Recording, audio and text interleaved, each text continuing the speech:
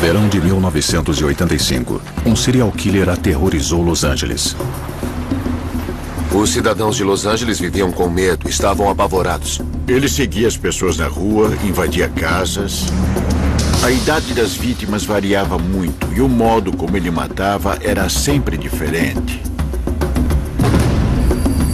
Ele atacava aleatoriamente na calada da noite. Ninguém estava salvo. Nós trabalhávamos de 16 a 18 horas por dia, 7 dias por semana. E, mesmo assim, não conseguíamos acompanhá-lo.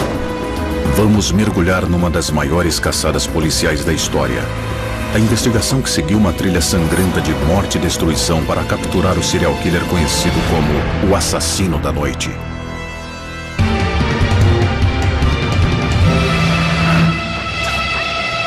Serial Killers.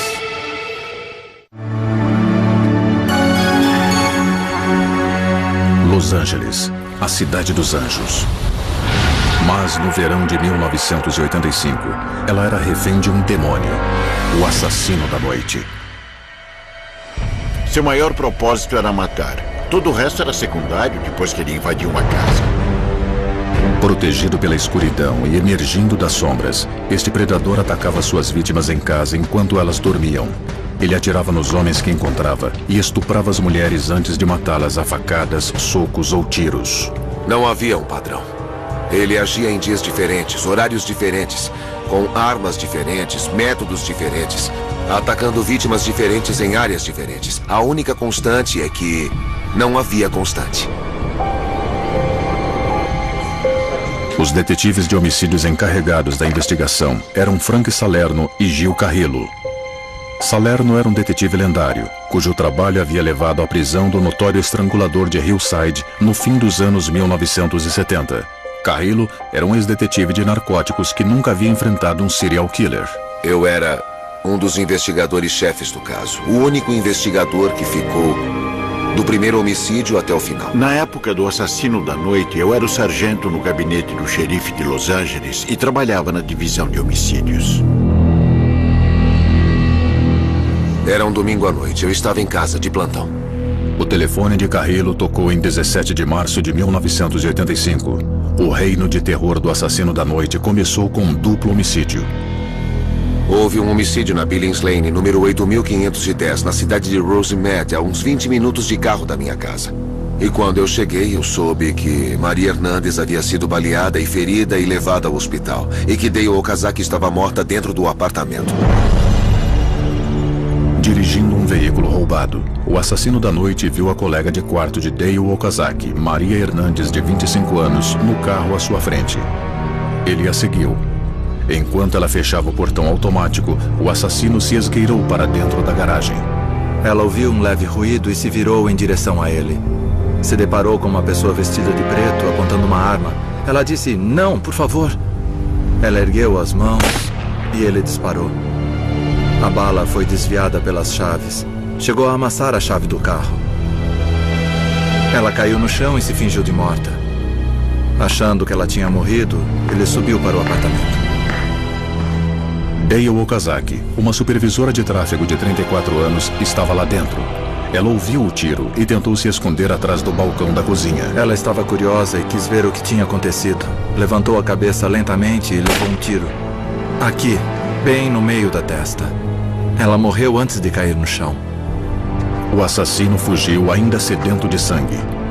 Naquela mesma noite, ele atacou novamente. A senhora Yu foi morta 45 minutos depois em Monterey Park, a uns 15 quilômetros de lá. Assim como aconteceu com seu primeiro alvo, o Assassino da Noite escolheu sua próxima vítima enquanto dirigia. Seu nome era Tsailin Yu, uma estudante de direito de 30 anos. Ela percebeu que estava sendo seguida, parou o carro e desceu para confrontá-lo. O assassino saiu do carro e deu 2 tiros a queima-roupa. Ela morreu no dia seguinte. Os detetives notaram que os cartuchos coletados em ambas as cenas de homicídio naquela noite eram parecidos. Eles pediram análises forenses. É possível obter muita informação através do exame de balas e também do exame de cartuchos. podemos observar as características gerais que chamamos de características de classe, e os sulcos da bala podem dizer alguma coisa sobre a arma que a disparou. Os 2 cartuchos eram de um revólver calibre 32. A perícia pôde comparar os cartuchos coletados nas 2 cenas e determinar que a mesma arma havia sido usada nos 2 casos. 10 dias depois, em 27 de março, o maníaco atacou novamente. Desta vez, na pequena cidade de Whittier. Ele invadiu a casa de Vincent e Maxine Zazzara. Vincent era contador aposentado e era dono de 2 pizzarias locais.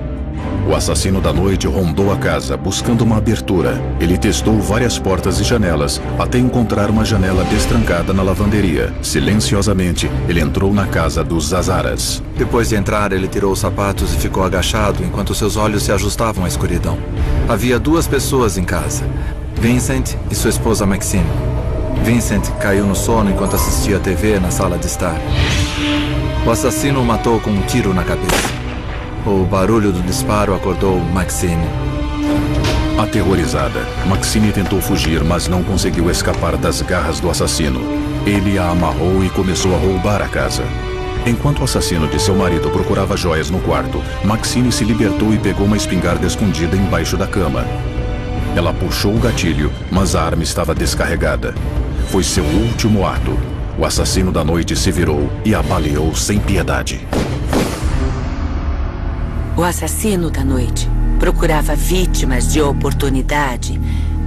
Ele queria entrar na casa e assumir o controle, assumir o comando, assustando, torturando e atormentando as pessoas. Então não importava quem eram as vítimas dele, contanto que alimentassem o ego dele e lhe dessem uma sensação de poder. Inicialmente, os detetives ficaram perplexos com os eventos. Eles tinham poucas pistas, crimes bem diferentes e nenhuma certeza de que o assassino era um serial killer. Quando a polícia investiga um crime e quando esse crime se apresenta com tantos tipos diferentes de vítimas e em que a arma usada varia tanto, é muito difícil estabelecer uma ligação.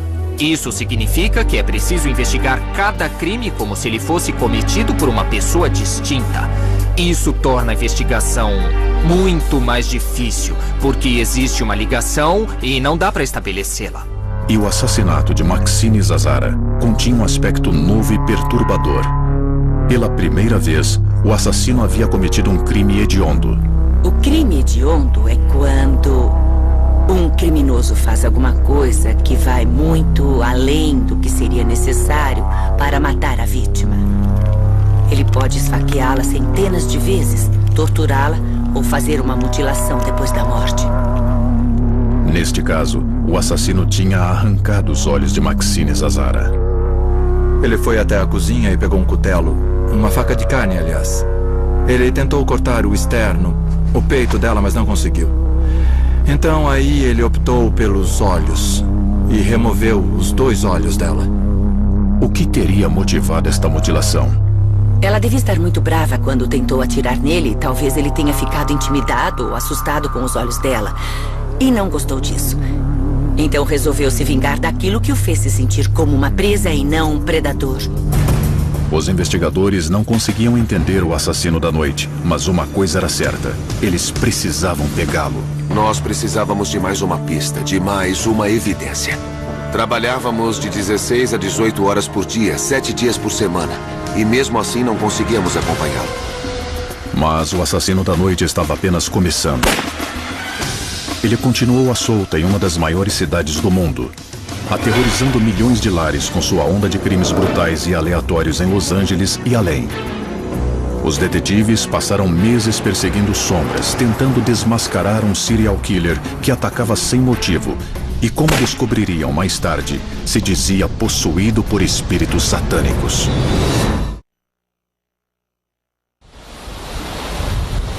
Céu azul, belas praias e pessoas bonitas são a norma em Los Angeles.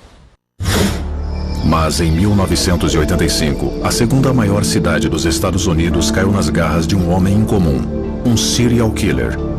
Conhecido como assassino da noite, ele estava matando pessoas na calada da noite enquanto elas dormiam.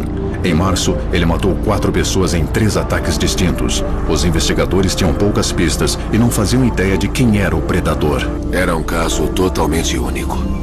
Nunca tínhamos visto nada parecido e também não vimos desde então. Quando falamos em serial killers, suas vítimas costumam ser prostitutas, caronistas, mendigos, gente que vive nas ruas. Mas ele era alguém que entrava nas casas, inclusive em casas trancadas, de forma aleatória. Isso significa que qualquer pessoa é uma vítima em potencial. Em 14 de abril, ele atacou novamente. A casa escolhida ficava em Monterey Park, o lar de William Doyle, de 65 anos, e de sua esposa deficiente Lillian. William foi executado na cama, e então Lillian foi violentada sexualmente. Mas, neste último crime, o assassino da noite mudou seu padrão mais uma vez. Ele deixou uma testemunha, Lillian Doyle. Devido à sua deficiência física, ela não ofereceu resistência ao assassino e ele decidiu poupá-la. Há vários cenários que podem levar uma vítima a escapar de um serial killer ou levar o serial killer a permitir que ela escape. Talvez ele não estivesse com vontade de matar naquele dia. Talvez achasse que não ia ser pego, então não se importava se algumas pessoas escapassem com vida. Além da testemunha, o assassino da noite havia deixado outro presente para a polícia. Uma pegada na terra do jardim da casa das vítimas. Ela combinava com a pegada encontrada na cena de um homicídio anterior. Era um tênis patenteado que começou a ser vendido no país em fevereiro daquele ano. A pegada no canteiro de flores eliminou qualquer dúvida de que o mesmo homem fosse o responsável pela onda de crimes. Os investigadores estavam procurando um serial killer, mas a pegada poderia revelar sua identidade? Só tinham importado 5 ou 6 tênis Avia de ginástica, alguns pretos, número 44. Apenas um par daquele tênis, daquele tamanho, havia sido vendido na área de Los Angeles. Mas o dono da loja não se lembrava de quem havia comprado o tênis e o registro de venda não continha nenhum nome. Parecia bem promissor. Achamos que íamos descobrir quem tinha comprado aquele tênis, mas nunca conseguimos rastreá-lo além daquilo. Na noite de 29 de maio, o assassino da noite seguiu o que os investigadores descreveriam como sua rotina habitual. Usar drogas, assistir a um filme pornô e fazer sexo com uma prostituta. Eram suas preliminares. E ele tinha sede de sangue. Desta vez, sua caçada o levou até uma casa em Monrovia. Lá dentro, estavam Mabel Bell, de 84 anos e avó de 13 netos, e sua irmã de 81 anos, Florence Lang. Despreocupadas, elas deixavam a porta destrancada. Quando ele girou a maçaneta, a porta abriu. Quando ele entrou, ele viu 2 mulheres idosas dormindo. E por algum motivo, esse cara, o assassino da noite, odiava mulheres idosas. E ele escolheu naquela noite um martelo de cabo vermelho que tinha encontrado na cozinha delas. Mabel foi espancada até a morte com um martelo. Florence foi estuprada brutalmente e dada como morta. E na reviravolta mais sinistra do caso até então, o assassino da noite deixou uma mensagem para a polícia. Nós encontramos um pentagrama desenhado com batom na parede. E desenhado também num dos corpos. O assassino da noite estava proclamando que era um servo do diabo.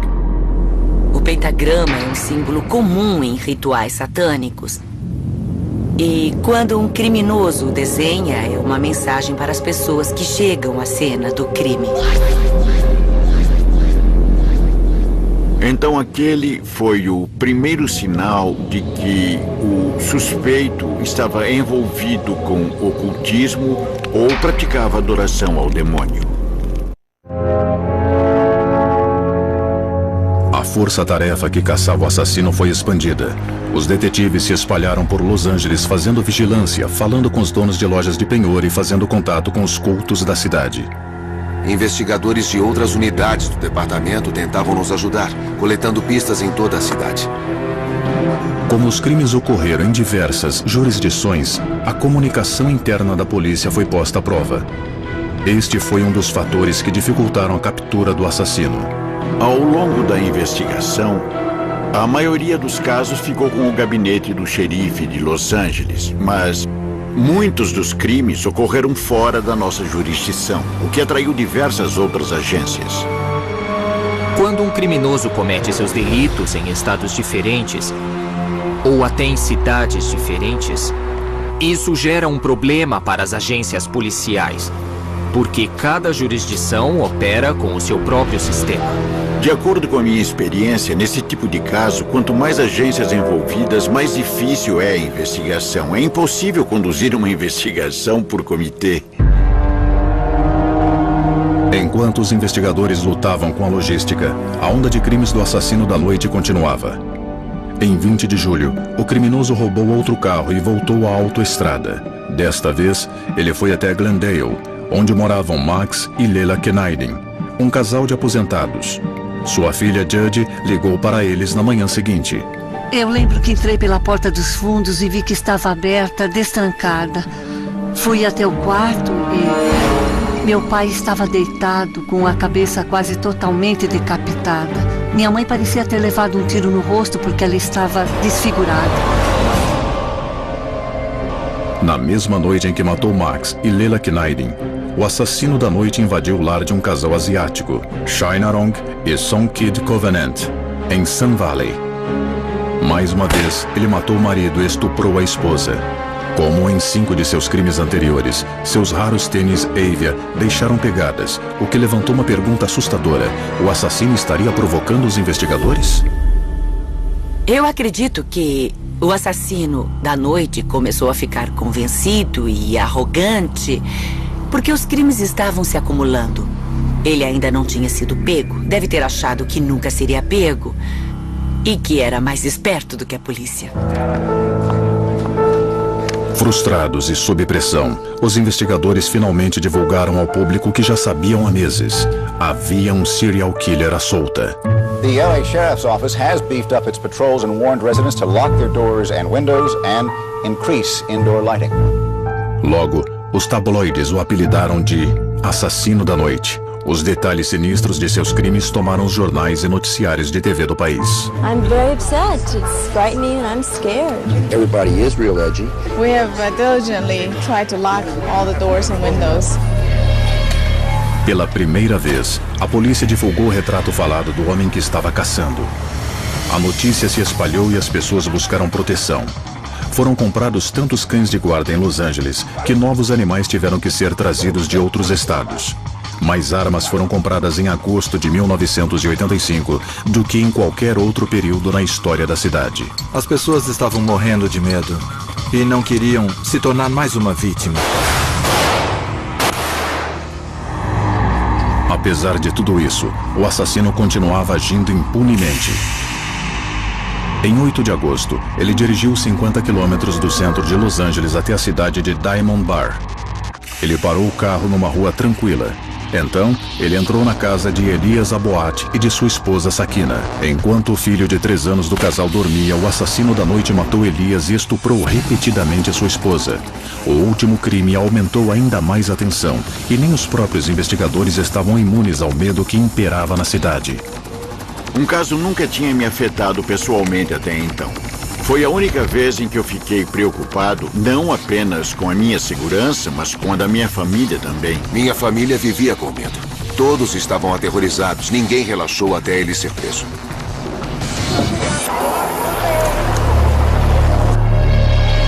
Sem que os investigadores soubessem, o assassino estava por perto.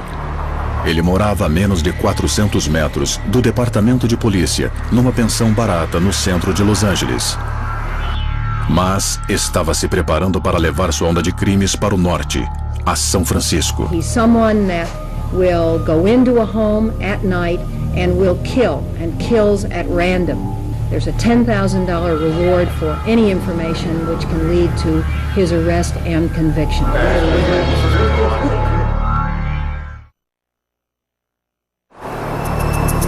No verão de 1985, uma onda de calor sufocante de mais de 37 graus se abateu sobre Los Angeles.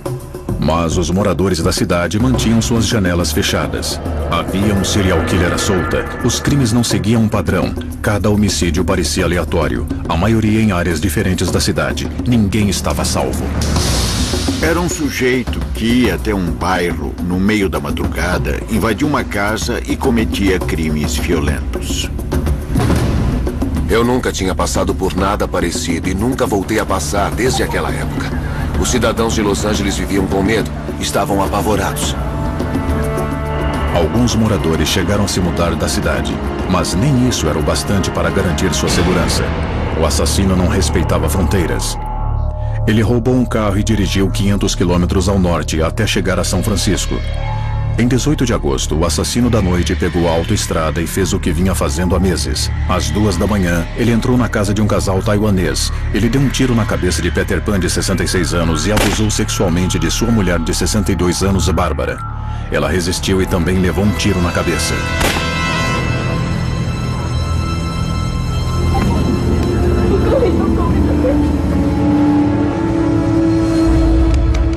Em Los Angeles, os investigadores ficaram sabendo do crime de São Francisco. O departamento de polícia de Glendale nos ligou. Um dos homens tinha ouvido falar sobre o caso de São Francisco no rádio. Ligamos para São Francisco e falamos com os detetives. Eles disseram o que tinham.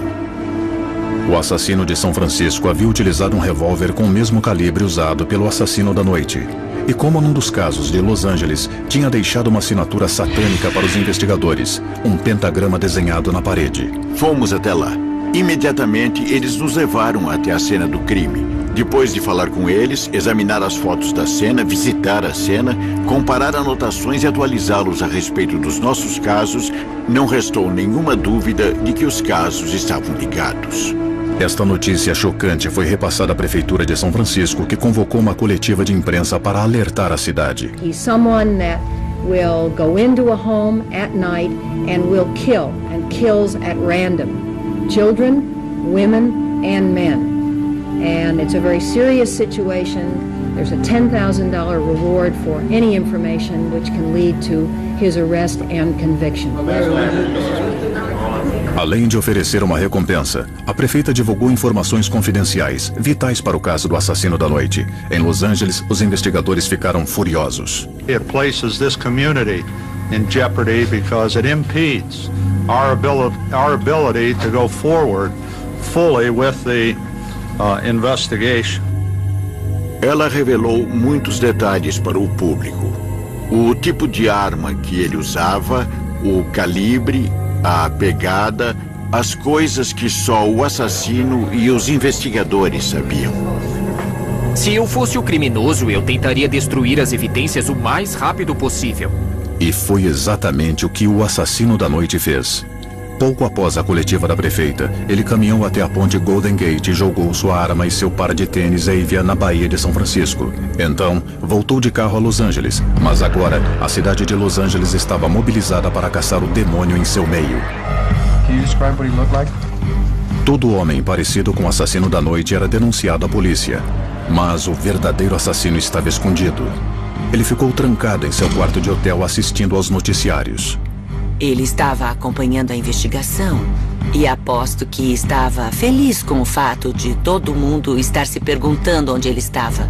Apesar da vigilância, o assassino da noite fez uma nova incursão à noite de Los Angeles. Em 24 de agosto, apenas uma semana após o crime de São Francisco, ele roubou outro carro e, desta vez, dirigiu para o sul, até Mission Viejo. Ele invadiu a casa de um jovem casal, atirou no homem, abusou sexualmente de sua namorada e desapareceu nas sombras. Police today continue to search for any clues in the near-fatal shooting of 29-year-old William Carnes and the rape of his girlfriend. They're apparently the latest victims of the Night Stalker, thought to be responsible now for 34 brutal attacks, 14 of them fatal. I am very frightened because this usually does not go on in a quiet neighborhood like Mission Viejo. So I will not leave my windows and doors open anymore. It's frightening. Com o pânico aumentando cada vez mais, o assassino da noite decidiu sair da cidade novamente. Ele pegou um ônibus até o Arizona. Mas, finalmente, os investigadores encontraram uma pista. Sem perceber, ao passar pela cena do último crime, o assassino foi visto por um adolescente que consertava sua bicicleta no quintal. O garoto procurou os pais procuraram a polícia. Agora a polícia tinha a placa do carro que ele estava dirigindo. Todos os policiais de Los Angeles procuraram aquele carro e o encontraram. O carro foi rebocado até o laboratório da polícia, onde peritos analisaram cada centímetro à procura de digitais. Estavam prestes a desistir quando um técnico examinou as costas do espelho retrovisor. Havia uma digital latente de um dedo indicador. No começo dos anos 80, antes do sistema automático, as digitais ficavam em fichas. Quando as pessoas eram presas, suas digitais eram impressas em cartões, com espaços para os 10 dedos. E essas fichas eram guardadas em arquivos. Encontrar uma digital nesses arquivos era como procurar uma agulha num palheiro. Mas os investigadores fizeram outra descoberta. Naquela época, um sistema integrado de impressões digitais estava sendo desenvolvido e implantado no estado da Califórnia. Você podia escanear uma única digital e obter um resultado se o indivíduo estivesse cadastrado no sistema. Os detetives pediram para checar se a digital do assassino da noite estava no novo sistema. Ela foi enviada a Sacramento. Quando o pedido chegou, é claro que por um lado sentimos medo. Por outro lado, ficamos empolgados. Se ela não fosse identificada, isso poderia sugerir que o sistema não funcionava. Mas se a digital fosse identificada, seria incrível. Enquanto os técnicos trabalhavam para identificar a digital usando o novo sistema, os detetives de Los Angeles e São Francisco buscavam outras pistas. Como resultado de toda a publicidade gerada pelo caso, um indivíduo se apresentou através da filha. Ele havia contado à filha sobre um novo amigo chamado Richard. E Richard havia dito a ele que tinha cometido um homicídio. E deu detalhes suficientes para que não tivéssemos nenhuma dúvida de que ele estava falando do verdadeiro assassino. Ele só sabia o nome, Richard. Em São Francisco, a polícia recuperou algumas das joias roubadas do apartamento dos Pans. Quando a polícia perguntou ao atravessador quem tinha fornecido as joias, ele deu o nome Ramírez. Depois que chegamos a Richard Ramírez, o nome completo, a digital latente foi comparada mais uma vez com as impressões de todos os Richards Ramírez que já haviam sido presos no estado da Califórnia. E assim, achamos o dono da digital. No dia seguinte, em Sacramento, os técnicos conseguiram uma combinação. A comparação foi bem precisa, então a promotoria sabia que a digital pertencia a Richard Ramírez. Em poucas horas, a população de Los Angeles e de todo o país conhecia o nome e o rosto do assassino da noite. 6'1", 155 pounds. This photograph was taken about 8 months ago right here in Los Angeles. Embora todos soubessem quem era o assassino da noite, restava uma questão. A polícia podia pegá-lo? No verão de 1985, teve início a maior caçada humana na história da Califórnia. O objetivo era encontrar o serial killer conhecido como o assassino da noite. Em agosto, combinando o trabalho policial à moda antiga e a última palavra em tecnologia forense, a polícia descobriu a identidade do homem que aterrorizava Los Angeles. Authorities in Los Angeles and San Francisco announced tonight that this man, Richard Ramirez, is the suspect in the Night Stalker murders. That word came at a hastily announced news conference. He's a male Latin, 25 years of age, 6'1", 155 pounds, black hair, brown eyes. Ramírez, de 25 anos, vinha originalmente de El Paso, no Texas.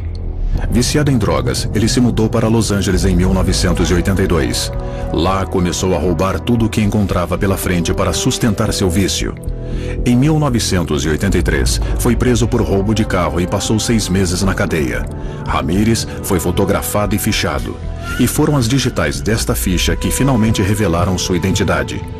Agora, sua foto estava espalhada por toda a cidade. Mal sabíamos que ele não estava em Los Angeles quando a foto dele foi divulgada para a imprensa. Ramírez estava no Arizona visitando um parente. Ele não fazia ideia de que seu nome e foto estavam sendo divulgados em todos os meios de comunicação de Los Angeles. Como resultado de toda essa divulgação que fizemos, um indivíduo se apresentou para dar informações. E, tomando como base os dados que recebemos deste funcionário da empresa de ônibus, iniciamos uma operação de vigilância na rodoviária. Todos estavam esperando por Ramírez, enquanto a polícia vigiava cada saída da rodoviária, esperando-o sair da cidade. Ramírez chegou. Naquela manhã ele estava chegando à cidade, viajando em um ônibus vindo de Phoenix, no Arizona. Ele percebeu a vigilância e os policiais à paisana. Ele não fazia ideia de que estava sendo procurado. Mas como era um fora da lei e era cuidadoso, ele não saiu pela saída de pedestres, e sim pela entrada de ônibus. Chegou à rua e entrou numa pequena loja de bebidas. Ele pegou um jornal e viu que a foto dele estava na primeira página. Ao mesmo tempo, uma mulher no fundo da loja o reconheceu. Ela ficou branca como um fantasma, apontou para ele e disse: El Matador, que significa o assassino. Entrou em pânico. Ele saiu da loja e entrou num ônibus tentando ir para o leste de Los Angeles. Ele tinha um irmão que morava lá. Assim que ele entrou, as pessoas começaram a compará-lo com a foto do jornal e a apontar dizendo: é ele. Ramírez saltou do ônibus e começou a correr. Ele correu 3 quilômetros atravessando a autoestrada e chegando ao leste de Los Angeles. Lá ele tentou roubar um carro e invadir uma casa, mas havia muita gente nas ruas. Elas gritaram e chamaram a polícia. Mais de 40 viaturas e 7 helicópteros começaram a varrer as ruas do leste de Los Angeles. Num dado momento, ele atravessou a Avenida Santana mais ou menos às 7h30 da manhã, sem ser atropelado. Chegou ao leste de Los Angeles e correu até a casa do irmão. Ele chegou a uma área residencial cruzando a Rua Indiana, onde uma mulher estava saindo de casa. Ele tentou roubar o carro dela. Ela gritou e os vizinhos foram ajudá-la. All the neighbors just hung together and got him, chased him down the street. And then what did you do when you caught up with him? I socked him. Ramírez estava encurralado. Ele foi atingido com um cano. Eles o seguraram e ligaram para o gabinete do xerife. O subxerife chegou e ele foi colocado sob custódia naquele momento. De repente, estava tudo acabado. Ironicamente, depois de 6 meses perseguindo o assassino da noite, a polícia teve que intervir e salvar a vida do serial killer. We're happy to announce that the individual we have in custody is Richard Ramirez, the Night Stalker. Quando Ramírez foi levado ao distrito policial de Hollenbeck, uma multidão furiosa se dirigiu ao prédio. Todo o distrito policial de Hollenbeck estava cercado de cidadãos. Uma multidão. Parecia uma cena de faroeste. Uma tentativa de linchamento.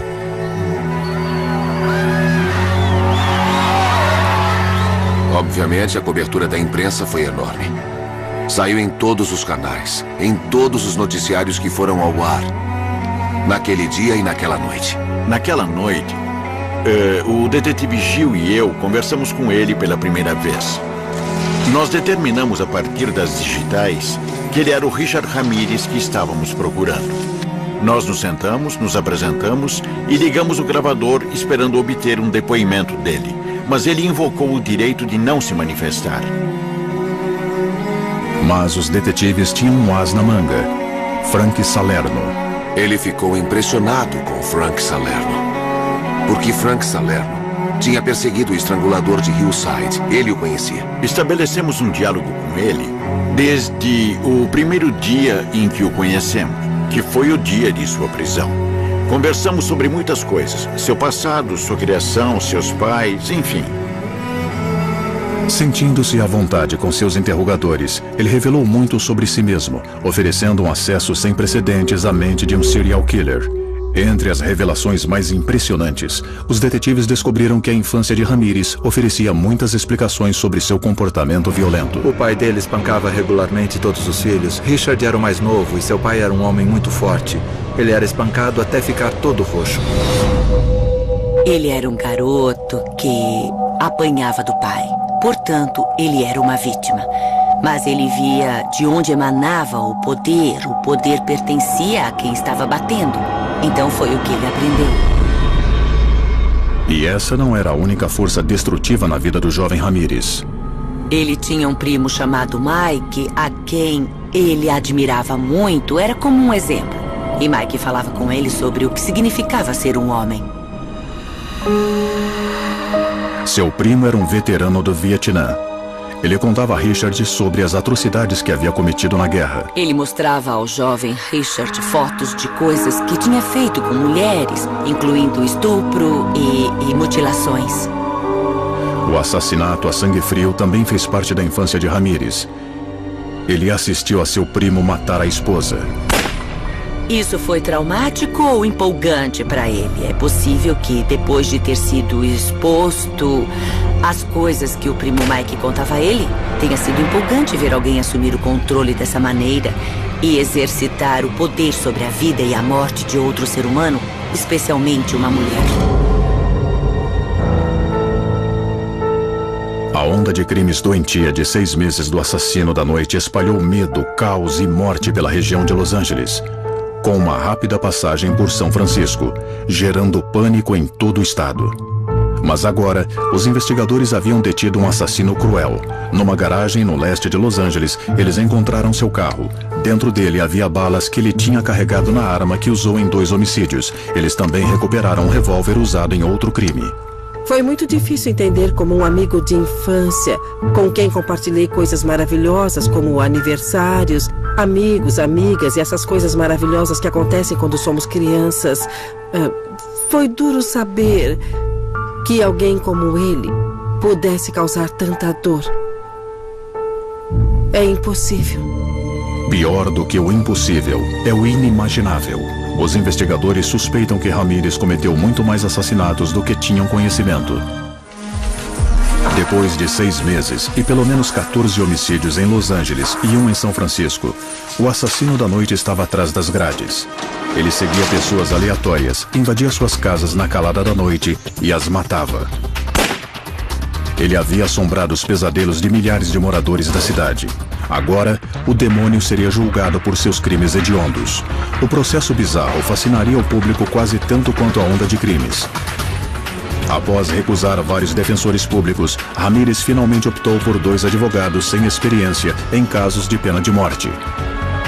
Mr. Ramirez, at this time, is it your desire to substitute Mr. Daniel Hernandez for Mr. Arturo Hernandez as your attorneys of record in the place instead of Mr. Joseph Gallegos? Yes. Do começo ao fim do caso, Ramírez não mostrou nenhum remorso. Eu sei. Após a citação, quando ele ouviu exatamente do que estava sendo acusado, ele se virou para as câmeras e levantou a mão direita. Ele tinha desenhado um pentagrama na palma e disse: "Viva Satã!" Richard foi muito desagradável e agressivo. Ele mandou todo mundo ir se danar. Quando as pessoas o viam daquele jeito, ficavam com mais medo. Numa outra ocasião, na cela, ele se cortou de algum jeito. Ele pegou o próprio sangue e desenhou um pentagrama e um 666 com o sangue. Sempre que ele fazia alguma coisa desse tipo, nós documentávamos e usávamos no julgamento para ligá-lo aos crimes. Depois de algum tempo ficou claro que ele era o tipo de gente que podia ter feito aquilo. Os comentários que ele fazia, as risadas, quando algumas evidências ou fotos dos corpos eram mostradas, ele gargalhava ou ria. Quando ele percebia que os parentes das vítimas estavam sofrendo, ele se virava e sorria para eles. Ele tinha até um grupo de fãs. Mulheres de todos os estratos sociais começaram a aparecer na corte vestidas de preto, na esperança de que ele virasse e sorrisse para elas. A psicologia das fãs de um serial killer é uma coisa muito interessante e elas existem há bem mais de um século. Sem dúvida, Ramírez não foi o primeiro a atrair fãs.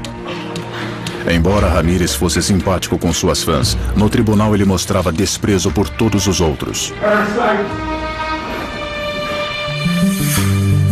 Após 55 dias de depoimentos, 165 testemunhas e 650 itens de evidência, a promotoria encerrou os trabalhos. Accused Night Stalker Richard Ramirez didn't even want a defense presented. Mas a defesa apresentou seu caso. No entanto, a inexperiência dos advogados logo ficou evidente. He was somewhat of a inexperienced,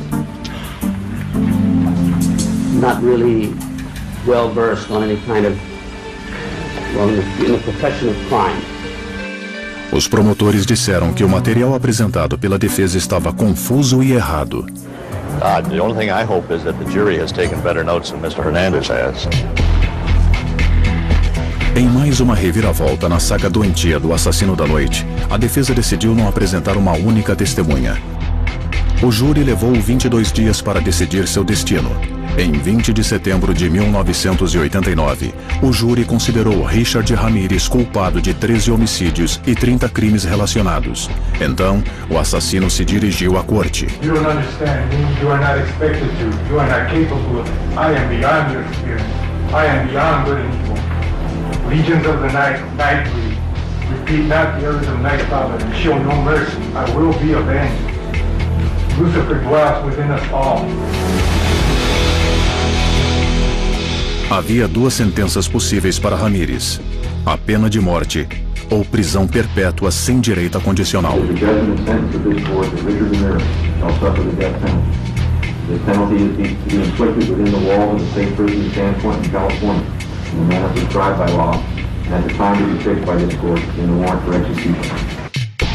Apesar de condenado à morte, Richard Ramirez continuava arrogante.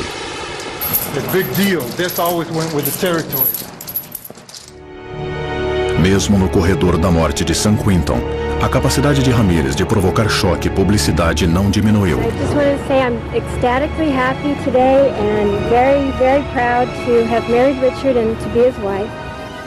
Em 3 de outubro de 1996, depois de 8 anos de namoro através de um vidro à prova de balas, Doreen Lioy e Richard Ramirez casaram-se na penitenciária estadual de San Quentin. I hope that you will be very respectful of the day and let me go and enjoy my day in peace.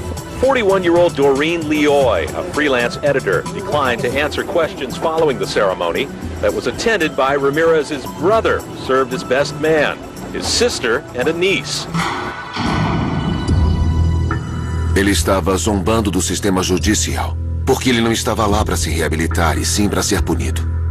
Por que alguém se casaria com um serial killer condenado? Elas veem uma alma ferida e sentem que alguém precisa tratá-la com carinho e atenção.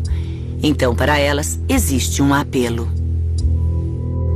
O que um psicopata tem a ganhar com um casamento no corredor da morte? Para ele, a vantagem é ter alguém fora da prisão que possa levar coisas para ele, enviar encomendas e que continue pensando nele. Assim, ele não está esquecido numa cela de prisão.